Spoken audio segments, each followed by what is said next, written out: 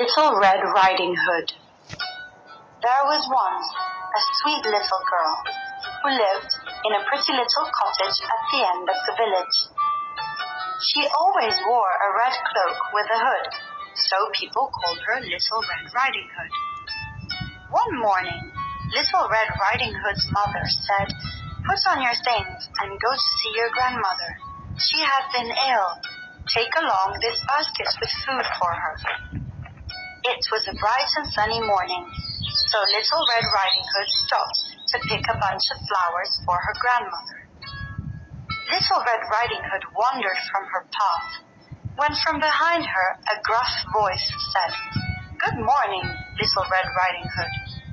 Little Red Riding Hood turned around and saw a great big wolf. "Where are you going, Little Red Riding Hood?" "I am going to my grandmother, who is ill, Mr. Wolf."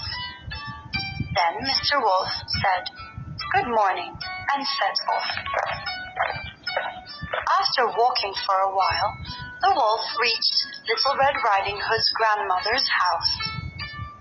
He opened the door and walked in where the grandmother lay in bed. He made one jump at her, but she jumped out of bed and into a closet. So the wolf put on the cap which she had dropped and crept under the bedclothes. In a short while, Little Red Riding Hood knocked at the door and walked in saying, "Good morning, grandmother. I have brought you food, and here is a bunch of flowers I gathered in the wood." As she came nearer to the bed, she said, "Why, grandmother, what a big mouth you have." "All the better to eat you up with, my dear," he said, as he sprang at Little Red Riding Hood. Just at that moment, two hunters were passing by the cottage and heard her scream. They rushed in and killed the wolf, and everybody was happy that Little Red Riding Hood had been saved.